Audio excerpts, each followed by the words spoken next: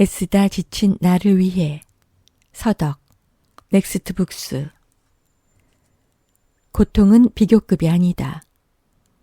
한때 교통사고가 나길 간절히 바란 적이 있다. 과거에 회사 생활을 할 적에는 밤늦게 야근하는 경우가 잦았는데 새벽 서너 시쯤 택시를 타고 집으로 향하는 길에 사고가 나는 상상을 하곤 했다. 쾅 하고 어딘가에 부딪혀서 입원하면 내일 회사에 안 들어갈 수 있겠다는 바람이었다. 밤새 생각해보아도 괜찮은 아이디어가 떠오르지 않았기 때문이다. 회의에 백지를 가져갈 수 없으니 형편없는 아이디어나마 정리해놓고 나면 다음날 회의에서의 내 모습이 그려졌다.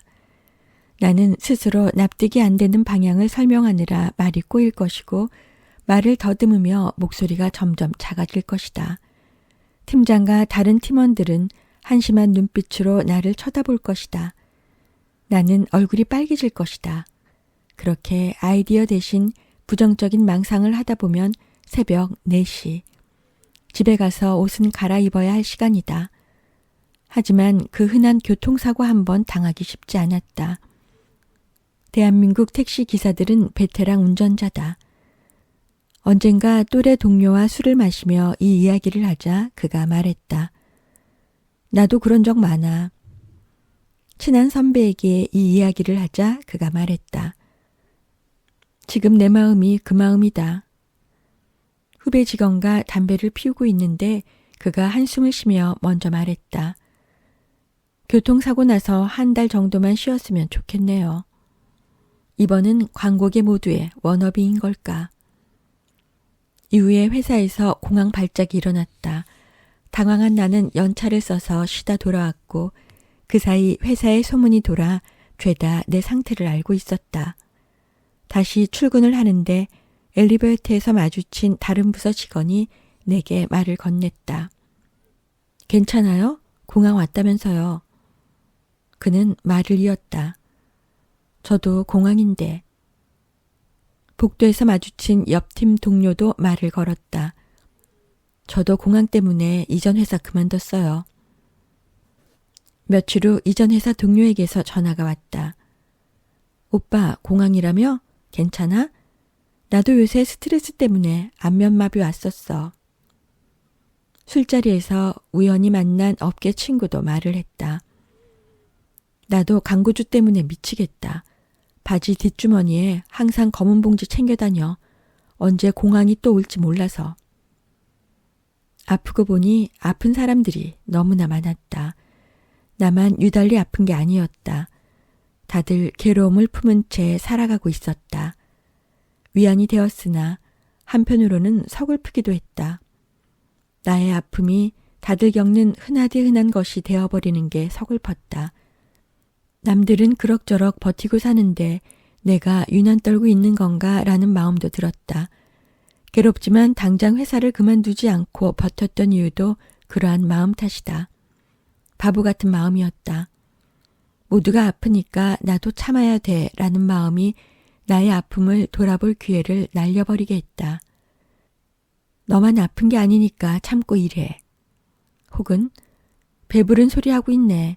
그래도 우리 회사는 다른 곳에 비해 양심적으로 대해주잖아. 라고 말하며 타인의 아픔을 평가하고 절하하는 상사의 태도와 내 아픔을 돌보지 않은 나의 태도가 무엇이 다를까? 왜 내 스스로 나의 아픔을 별것 아닌 것으로 만들고 있었나? 모든 아픔은 각자에게 있어 최대치의 아픔인데 내가 참을 수 있는 한계치는 남이 정해주는 것이 아니라 내가 정하는 것인데. 나는 자기 객관화를 잘한다고 생각했는데 객관적으로 나를 관찰하는 게 아니라 그저 남과 나를 비교하고만 있었다. 자신과 한 발 떨어져서 스스로를 관찰하는 것은 중요하지만 남과의 비교를 통해서만 자신을 객관화하는 것은 객관화가 아니다. 그저 비교이자 자기 학대다. 빈곤을 주제로 한 다큐멘터리를 보거나 외국으로 자원활동을 다녀온 사람들은 종종 말한다. 저렇게 살아가는 사람도 있는데 나는 참 행복한 거지. 보고 있으면 내 삶에 감사해지더라. 나는 그 말이 참 무례하다고 생각한다. 상대의 아픔을 자신의 아픔으로 견주어서 위안으로 삼는 마음, 타인의 아픔을 있는 그대로 보려 하지 않고 자신의 비교급으로만 생각하는 태도, 나의 태도도 그러했을 것이다. 누군가와 비교하며 나의 아픔을 비하하는 마음, 다만 나는 위안 대신 자학을 얻었을 뿐이다. 고통을 비교하는 태도를 이제 겨우 그만둔다. 그것은 내가 세상에서 제일 아파라는 태도를 갖겠다는 것이 아니다. 세상의 아픔 중에 나의 아픔을 제일 위에 놓으려 함이 아니다. 누군가의 아픔은 그 누군가에게 있어 가장 큰 아픔이고 나의 아픔은 나에게 있어 가장 큰 아픔임을 생각하는 것이다. 나의 아픔을 내가 돌아보자 애쓰고 타인의 아픔을 있는 그대로 바라본다. 자기 객관화라는 말에 휘둘려 세상과 나를 비교하는 짓을 그만두고 각자의 주관적인 아픔을 존중한다. 그만큼 나의 아픔을 존중한다. 나의 아픔을 나만의 것으로 생각하고 나서야 나는 회사 동료들의 아픔을 다시 생각할 수 있었다. 저마다 비슷한 아픔을 가지고 살아가는 사람들, 하지만 저마다 최대치의 아픔을 견뎌내며 사는 사람들, 그들의 인내에 응원을 보내고 나의 멈춰섬에 응원을 보낸다. 세상에 망친 인생은 없다. 어쩌면 좋냐, 제 인생 조졌네. 내 친구 아무개는 인생 조졌다는 말을 습관처럼 내뱉는다. 강력 범죄의 피해자가 된 어린아이라든가, 시험에 여러 번 실패했다든가, 사업이 무너졌다든가, 회사에서 잘렸다든가, 어떤 문제에 대한 뉴스나 소문을 들었을 때 그는 추임새처럼 제 인생 조졌네 라고 말한다. 나는 그 말이 싫어서 들을 때마다 퉁명스럽게 대꾸한다. 야, 세상에 조진 인생이 어디 있냐? 내가 걔 인생 조졌네 라는 말을 싫어하는 까닭은 그 말이 옳지 않기 때문이다. 과거의 사건 하나로 한 사람을 규정하고 이후의 인생을 여생으로 규정하는 태도를 나는 온당치 못하게 여긴다. 그리고 그 이유는 표면적인 논리이다. 진정 그 말을 싫어하는 까닭은 내가 내 인생을 망칠까봐 늘 두려워하며 살기 때문이다. 녀석의 그 말이 나의 두려움을 상기시키기 때문이다. 사실 나는 쫄보다. 인생을 망친다는 것은 어떤 의미일까? 사람마다 저마다의 두려움이 있을 것이고 그 두려움의 풍경은 각기 다를 것이다. 내 두려움의 모습은 혼자 있는 방과 같다. 캄캄하고 좁은 방에 혼자 갇혀있는 느낌. 모든 어두운 상상의 끝은 버려져서 홀로 남겨지는 것이다. 그리고 나는 자주 최악의 경우를 상상하곤 한다. 회사에서 나는 열심히 일했고 능력을 인정받기 위해 했었는데 이는 버려질까봐 두려웠기 때문이다. 인정받고 싶다는 마음도 컸지만 그에 못지않게 버려질까 두려웠던 마음이 컸다. 해고를 당하는 것도 막막하지만 그보다도 사람들에게서 쓸모없는 사람이라 평가를 받고서 소외되는 느낌이 두려웠다. 버려지는 두려움은 인간관계에서도 나의 행동을 지배했다. 이를테면 연인과 밥 한 끼를 먹을 때도 그러했다. 밥 뭐 먹을까요? 연인이 물어보면 나는 답한다.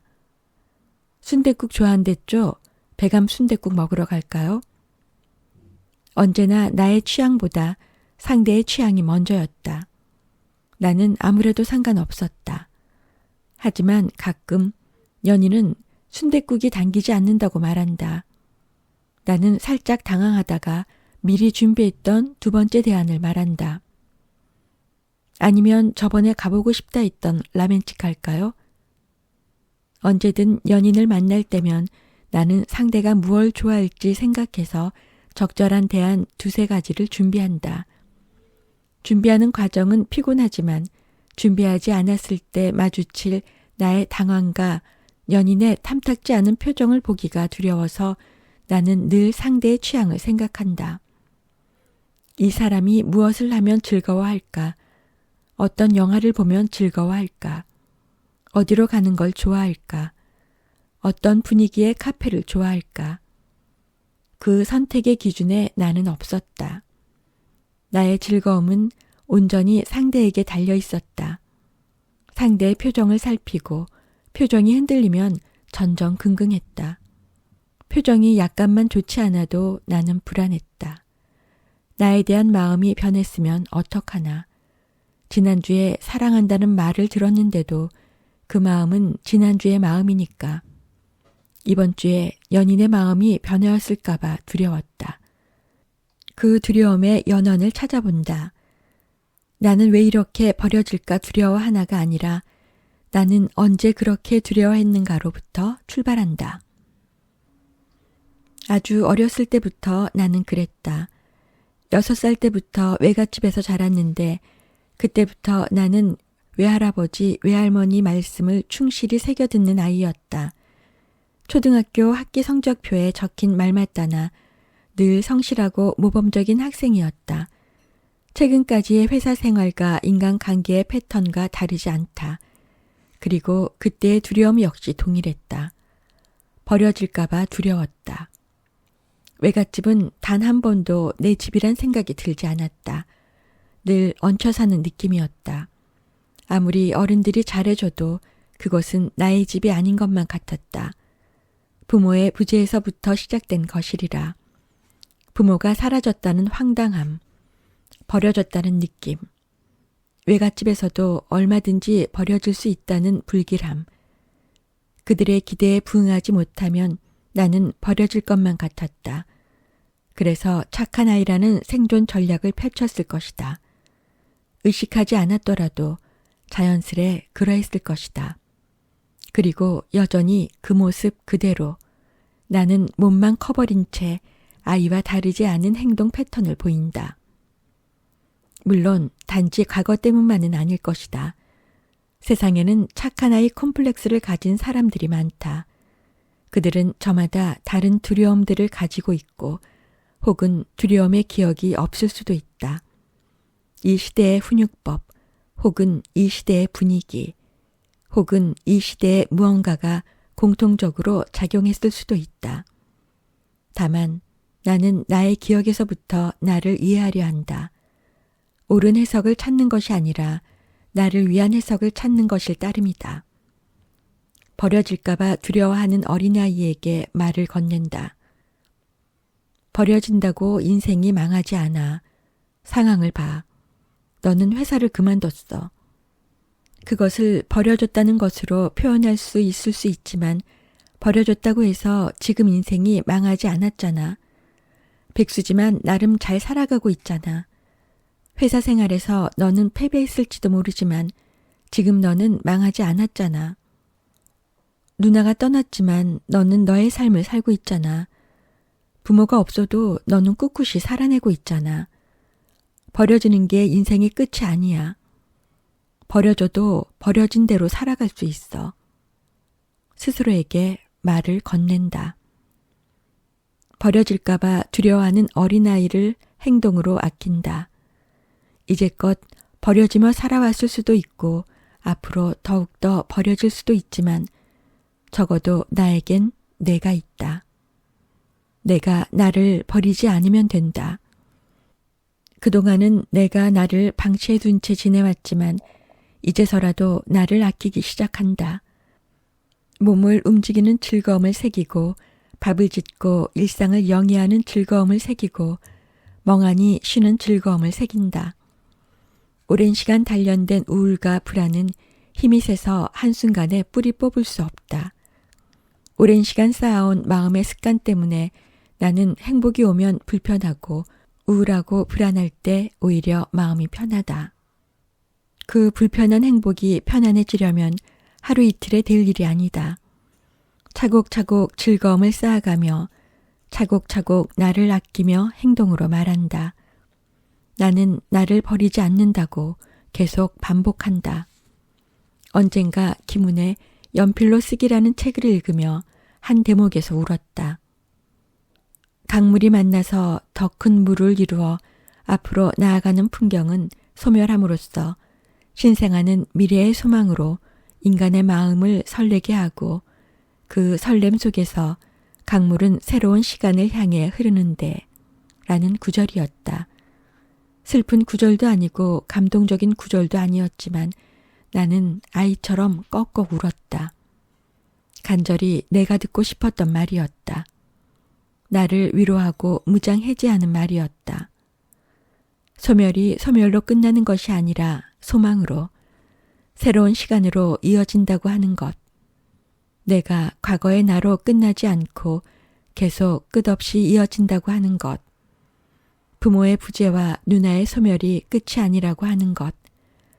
버려짐으로 인생이 종결되는 것이 아니라 그 이후에도 새로운 시간을 향해 흐른다는 것. 여전히 일주일에 몇 번씩 과거에 대한 우울과 미래에 대한 불안이 엄습하는 나에게 있어 저 구절은 희망에 대한 이야기이다. 삶은 규정될 수 없다. 나는 과거의 어떤 사건으로 규정되어서는 안 된다.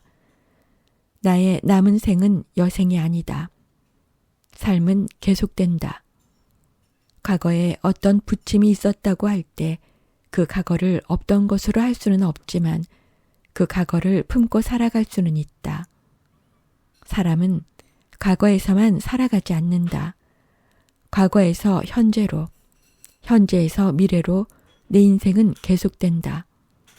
과거를 흘려보내고 오늘을 단단하게 다져서 나는 새로운 시간을 향해 간다. 조진 인생은 없다. 망친 인생은 없다. 내 인생도 다른 인생도. 위하여, 나를 위하여. 위하여라는 말은 술자리에서 종종 들을 수 있는 말이다. 연말에 어느 골목의 갈비집에서 술잔을 기울이고 있으면 저편 어딘가에서 가열찬 위하여 소리가 들려온다.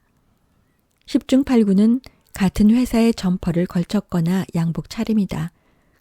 소리가 터지고 나면 약간의 정적이 흐른 후 왁자지껄한 다른 소리들이 퍼진다. 뒤엉킨 소리들은 뭉개져서 소음이 되지만 결 하나하나에 자세히 귀 기울이면 각기 삶에 대한 이야기이다. 한 해를 되짚어보거나 새로운 해를 기약하거나 부동산 정보들을 교환하거나 남편이나 아내를 헐뜯거나 직장 상사를 흉보거나 온갖 살아가는 소리다. 위하여라는 소리에서부터 많은 이야기가 시작된다. 위하여라는 말은 술자리에서만 활용되는 말은 아니다. 삶의 많은 부분이 위하여로부터 시작된다. 예를 들어보자. 토끼 같은 자식을 위하여 일을 한다. 부모님을 위하여 공부한다. 그녀를 위하여 선물을 찾아다닌다. 일을 잘하기 위하여 야근을 한다. 부하 직원을 위하여 희생한다. 회사를 위하여 헌신한다. 돈을 벌기 위하여 주식을 한다. 더 나은 내가 되기 위하여 자기 개발한다. 계속하면 예시 문장을 10페이지쯤 늘어놓을 듯하여 여기까지만 예를 들도록 하자. 위하여는 무서운 말이다. 쉼마저도 오염시켜버린다. 우리는 어느 순간 쉼이란 말 대신 재충전이란 단어를 사용한다. 재충전은 더 나은 일을 하기 위함이다. 일을 하기 위한 에너지가 떨어졌으니 다시 에너지를 채운다는 의미이다.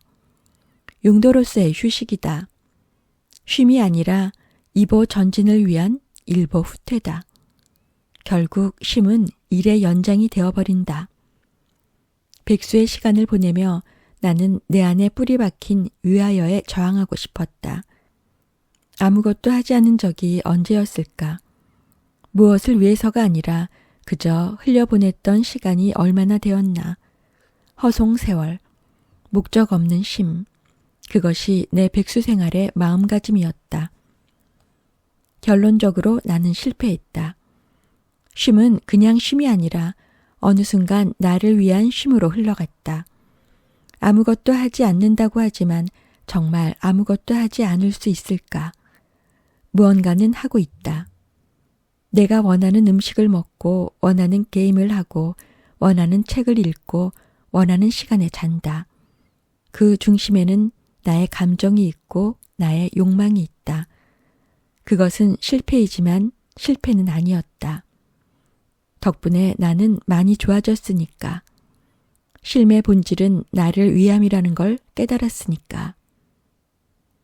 위하여를 다시 생각한다. 많은 위하여는 나를 위하여에서 출발한다. 나의 성공을 위하여 취업을 하고 나의 행복을 위하여 결혼을 하고 나의 성장을 위하여 노력을 한다. 그런데 위하여를 몇 단계 거치다 보니 수단이 목적이 되어버린다. 회사를 다니는 것은 나를 위함인데 어느 순간 그 마음을 잊고서 눈앞에 보이는 일에 미치고 일의 해결을 위하여 모든 것을 쏟아내버리고 그러다가 정말 미쳐버리고. 쉬며 다시 생각했다. 나의 1순위는 나라는 거. 세상이 나를 부품으로 쓰고 버리더라도 누군가가 나를 감정의 쓰레기통으로 삼더라도 남이 나를 수단으로 쓸지라도 나는 나를 위하여 사는 것임을 잊지 말자고. 내가 아니고 무엇인가를 위한 수단이 되어버릴 때 수단으로서 그 수단을 달성하기 위해 미치는 것이 아니라 나를 위한 시간을 반드시 만들어주자고. 그것이 쉼이 알려준 가르침 중에 하나였다. 착하다는 포장지를 걷어내고. 학창시절 나의 친구 중 한 명은 판치기의 달인이었다. 그는 크고 유연한 손가락을 타고났고 살짝 말아둔 교과서 한 권과 100원짜리 동전 하나로 매일매일 몇천 원씩 벌어들였다. 나는 녀석에게 500원쯤 투자하여 3, 4천 원의 배당금으로 돌려받곤 했다. 도박 수익으로 우리는 매일같이 풍족한 PC방 생활을 즐겼다. 학원을 가야 할 시간에도 게임을 즐기곤 했는데 결국 사달이 났다. 참다 폭발한 학원 선생님이 양쪽 집으로 전화를 걸어 모든 실상을 폭로한 것이다. 이해는 한다. 당시 우리 시간대 수학 과목 수강생이 딱 2명이었는데 그 2명이 PC방 간다고 매번 학원을 빼먹었으니 텅 빈 학원 교실에서 선생님은 얼마나 허무했을까. 화가 난 외할머니는 나를 혼내고서 친구의 집에 전화를 걸어 친구의 어머니에게 화를 냈다. 그 집 아이가 착한 덕이를 꼬여내서 나쁜 길로 인도했노라고. 착한 우리 덕이 어찌할 거냐고. 나는 민망해졌다. PC방에 가자고 한 것은 나였기 때문이다. 진짜 나의 모습과는 별개로 외할머니에게 나는 항상 착한 아이였다. 외할머니는 나에게 입버릇처럼 착하다라고 말했다. 팔다리를 주물러 드리면 아이고 착하다 하고 칭찬했고 무언가 어르고 달랠 때면 착하지 착해 하고 추켜 세웠다. 동네 사람들이 그 집 아이들 참 착하다라며 할머니에게 칭찬을 하면 어깨가 으쓱하여 가족들에게 일러주곤 했다. 몰래 PC방에 갔어도 착한 내가 주동했을 리 없고 나쁜 친구가 물들였다고 생각하는 분이었으니 나는 정말이지 착한 사람이 되어야 했다. 그리고 시간이 흘러 나는 착하다는 소리를 제법 많이 듣는 어른이 되었다. 나는 기침이 나올 때 타인에게 피해가 가지 않도록 팔의 안쪽으로 입을 막았고 쓰레기를 함부로 버리지 않았다. 나는 세이브 더 칠드런에 매달 몇만 원씩 기부했다. 물론 이렇다고 해서 정말 착한 사람일 리 없다. 어딘가에서 나는 꽤 나쁜 사람이었을 것이다. 다만 나는 항상 주변인들에게 착한 사람이려 노력했고 착한 사람이라는 평을 자주 들었으니 아주 나쁜 사람은 아니었으리라 짐작한다. 여기서 문제는 내가 진정으로 착한 사람이 아니었다는 점이다. 나는 만들어진 착한 사람이었다. 착하다는 칭찬을 받고 싶은 사람이었다. 화가 나지 않는 것이 아니라 화가 나더라도 꾹 참는 사람이었다. 근본부터 착한 사람이라면 무한하게 착할지 모르겠으나 나의 착함의 총량에는 한계가 있었다. 나뿐만 아니라 꽤 많은 사람들에게서 착함의 총량이 느껴졌다. 회사에서는 착한 사람이지만 가정에서 나쁜 가장을 나는 많이 보았다. 회사에서는 정말 나쁜 사람인데 가정에서는 참 좋은 아빠도 있었다. 간혹 회사든 가정이든 아주 나쁜 사람도 있었는데 그는 아마 자신에게는 좋은 사람이었을 것이다. 나의 경우는 회사와 사회생활에서 남들에게 착한 사람이려 노력하다 보니 나 자신에게 착하지 못했다. 남에게 착하다 보니 나는 나의 욕망을 모르게 되었다.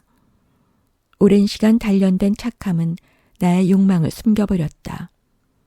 내가 웃으면 나도 좋아 라는 흘러간 노래 가사를 아시는지. 남의 기준에 부합하려 상대의 즐거움만을 살피고 내 욕망과 즐거움을 눌러버리다 보면 제 욕망을 온전히 바라보지 못할 우려가 있다. 사람이 아니라 거대한 수동태가 되어버린다. 한평생 아이만을 위해 살아가는 엄마가 자신의 욕망을 잊어버리는 것처럼 타인에게만 의존하는 사람이 될 가능성이 있다. 그 엄마는 아이에겐 착한 엄마일 것이다. 아이에게만 착한 엄마일 것이다. 남에게 착하다 보니 사람들이 많이 싫어졌다. 나의 착함은 조건부 착함이기 때문이다. 나는 사랑받고 싶었다. 상대방을 위해 내가 희생함으로써 상대도 나를 위해 희생해 주길 바랐는데 늘 나만 희생하고 있다는 느낌이었다. 나는 이타적인데 상대는 이기적이라는 느낌. 사실을 따져보면 그렇지 않은 경우들도 상당히 많았으나 마음은 그러했다. 많은 주변 사람들이 이기적으로 보였고 미운 사람이 점점 늘어났다. 그리고 미워하는 마음은 그 자체로 스트레스였다. 남에게 착하다 보니 많이 비겁해졌다. 착함은 우리 우유부단을 숨긴다. 내 스스로가 무엇을 원하는지 몰라서 허둥지둥하는 순간에 상대의 의사를 존중한다는 핑계로 우유부단을 포장할 수 있다. 혹은 어려운 선택에 직면했을 때 타인에게 결정을 떠넘겨서 심적인 책임도 떠넘긴다. 누군가에게 피해를 줘야 하는 선택을 해야 할 때 내가 책임지지 않고 상대에게 책임을 떠넘긴다. 누군가가 나쁜 사람이 되어야 하는데 스스로 나쁜 사람이 되기 싫어서 상대를 나쁜 사람으로 만드는 것이다. 착함 안에는 비겁함이 숨어 있다. 착함을 그만두고 마음대로 살겠다는 말을 하려는 것은 아니다. 착함은 민주사회를 살아가는 사람들에게 필수 불가결한 덕목이다. 공동체 안에서는 상호 간에 배려하여 서로에게 피해를 최대한 덜 주는 것이 필요하다. 그리고 착함은 사람들에게 미움받지 않고 살아가기 좋은 방법이기도 하다. 나는 여전히 사람들에게 착한 사람이고 싶다. 다만 착해서 괴로워지는 부분을 덜어내고 나에게도 착한 사람이고 싶다. 그래서 매사에 착한 사람이 되려 하기보다 대체로 착한 사람이 되고 그만큼 나에게 착해지려 한다. 조건 반사적으로 튀어나오려는 착한 행동을 나는 의식적으로 자제한다. 이를테면 회사에서 누구도 하기 싫은 일을 누군가가 떠맡아서 해야 하는 상황에서 그러하다. 이거 누가 할래? 라는 말에 정적이 흐를 때 예전에 나는 그 정적을 견디지 못하고 제가 할게요 라고 말하곤 했다. 일을 떠맡아 하고 있으면 체계적으로 일을 나누지 않고 자원을 받아 일을 분배하는 상사가 미워졌고 손을 들지 않은 다른 사람들이 미워졌다. 이제는 그 순간을 어떻게든 버텨내려고 한다. 해야 하는 상황이라면 당연히 해야 하겠지만 하고 싶은 일과 해야 하는 일을 구분하기 시작한다. 착하고 싶으면 착한 행동을 하지만 착해야 한다고 생각이 들면 일단 멈춘다. 억지로 선의를 쥐어짜는 행동을 자제한다. 착하다는 단어에서 내가 싫어하는 나를 내가 아니게 하는 부분들을 걷어낸다. 그리고 그만큼 내가 원하는 것들을 채워 넣는다. 이를테면 나의 욕망. 작게는 내가 원하는 음식을 먹기 위해 상대와 투닥거리거나 무례한 상대방에게 화를 내는 것. 혹은 내가 싫어하는 사람에게 애써 친절하려 하지 않는 것. 착하다는 포장지를 걷어내고 나를 조금 더 드러낸다. 이를테면 비겁하고 비열하고 우유부단한 나의 모습이다. 어른스러운 행동은 아니다. 하지만 내 속에 아이스러운 마음이 있는 것을 속일 수는 없다. 아이를 드러내고 그 아이가 성장하기를 기다릴 일이지 그 아이를 어른으로 포장한다고 해서 어른이 되는 것은 아니다. 착한 어른이 되는 것은 두 번째다. 내가 되는 것이 첫 번째다. 좋아요, 구독 눌러주세요.